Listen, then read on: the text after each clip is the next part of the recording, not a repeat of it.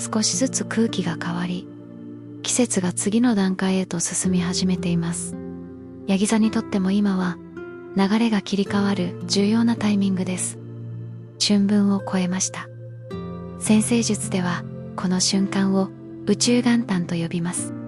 太陽がお羊座の0度に入り、12星座のサイクルが0地点に戻るタイミングです。ここで切り替わるのは単なる季節ではなく行動の流れそのものです。これまでの数ヶ月で整えてきたものがここから現実の中で動き出していきます。2026年は冥王星が水亀座に定着した最初の年です。ヤギ座にとってこれは積み上げたものをどう使うかが問われる流れです。これまでのように積み重ねること自体が価値になるのではなく、どの形で外に出していくのか、どの流れと接続するのか、その使い方によって現実の展開が変わっていきます。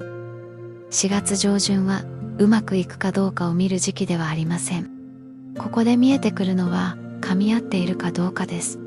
続けていることが次につながっているか、関わっている流れが自然に展開していくか、力を入れなくても前に進む構造になっているか、結果ではなく流れの通り方に注目してください。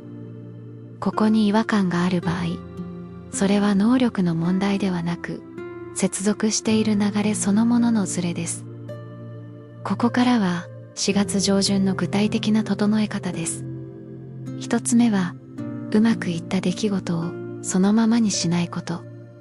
なぜその流れが動いたのか、どの条件が重なっていたのか、それを一度静かに振り返ってみてください。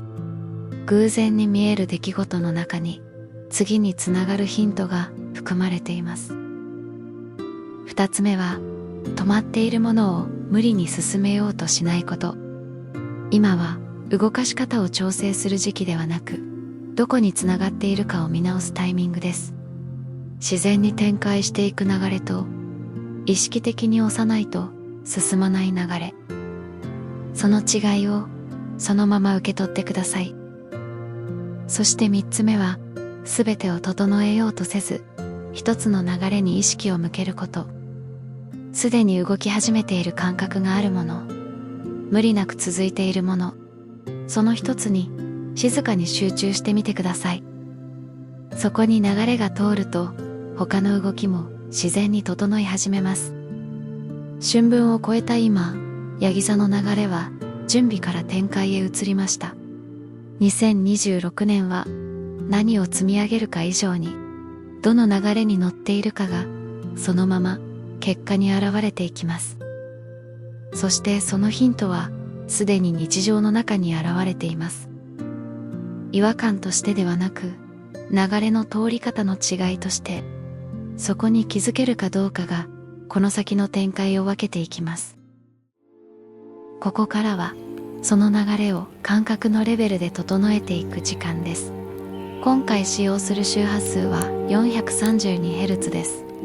432Hz は外側の情報に引っ張られた意識を落ち着かせ、自分の感覚と静かに再接続する周波数とされています。そして今回の映像は焚き火です。火は占星術的には始まりと変化を象徴します。春分を超えた今のタイミングはまさに新しい流れが灯り始める段階です。焚き火の揺らぎは思考の緊張をほどき、流れを受け取る感覚を整えてくれます。